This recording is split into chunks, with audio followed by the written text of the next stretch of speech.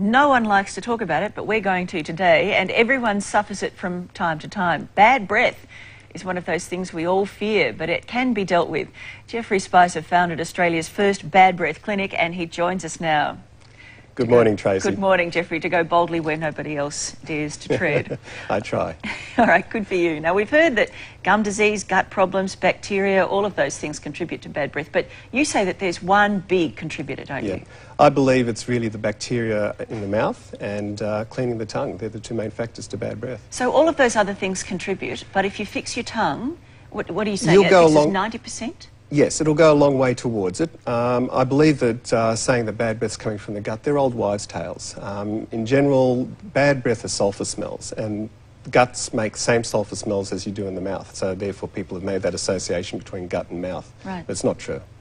All right, so tongue. I mean, if we brush our tongues with our toothbrush, which maybe everybody, I must say I do it every time I clean my teeth, brush my tongue with a toothbrush. You're rare. Most people don't. Really? Am I doing no good at all? You told me I'm doing no good at all, though. That's right, because all you're doing is moving the bacteria around the tongue. You need a scraper. We have tongue cleaners, but as you said before, you can use just a normal spoon. You need to scrape the coating off the tongue. Let's look at this scraper. Shall we pull it out of the pack? Yep, sure. Sure. Oh, I'm no good at getting these things out quickly. We'll talk while I see if I can get this out. So this thing looks like test. Right. Fruit strength. Well, we can't reuse that now. No, I know you can't. That's it. It has to stay here. That's it.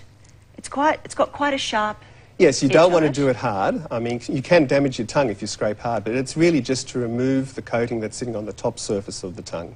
What about those toothbrushes that have the little rubber scrapers on the back of them? They're not efficient enough. You know, they would work to a degree, but you really need something that's going to be able to actually scrape, the coating off the top of the tongue. That's what that does. What about an antibacterial mouthwash? Problems with antibacterial mouthwashes is they have side effects. You're not trying to eliminate the bacteria that's in someone's mouth. We all have to have bacteria. What you're trying to do is have a good mix. So it's the same as if you take it a step further, why not go on to antibiotics then? In the end, you have to have bacteria for digestion and for normal mouth function. So really what you want is a good mix of bacteria. The problem with bad breath is your body will come back to normal in most cases. So for people that have so bad breath, garlic the night before, things like that, they will rebalance and everything settles down properly. But you have a percentage of people that will have chronic illnesses like nasal problems or taking medicines all the time that have dry mouth. They will change the bacteria of their mouth permanently, so they will have more of an issue, and scraping the tongue's not enough there. You need to actually change the bacteria in their mouth. Okay, so for certain people, so people who are smokers, people who are, I believe, drinkers, big drinkers? Yes, people that are chronically doing something, constantly doing something that changes the bacteria. The tongue scraper's not going to do it? No, it will still help. It will still help. But it's not going to be sufficient. They need a bacterial change as well. When we look at the list that's on the screen now, too many dairy products are there. What does that mean exactly?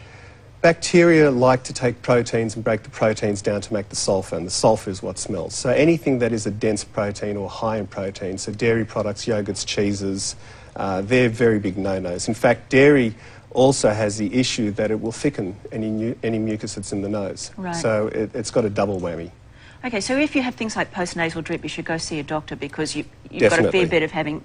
The trouble with bad breath is you don't know you have it, everybody else does, and most people won't tell you. I believe there's an epidemic out there, and that's the problem. People don't tell other people. And we're going to actually, later on, go down to the local train station and try testing people's breath. We have a machine. We have a machine that can test the amount of sulphur in your mouth, so we want to just randomly see how bad people's breath is. Oh, I wish you'd brought that machine in here.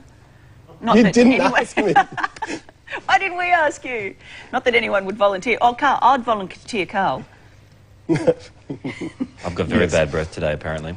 And it's all in preparation for the flight over to London, because I've got the director sitting next to me for 22 hours, so I had 14 cloves of garlic.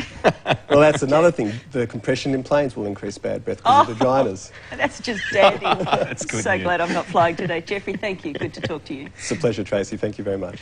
Over to you, Carlo. Thank you. Well, coming up next, the Olympic swimmer forced to train in a short 25-metre pool because he can't afford to skyrocketing costs of training.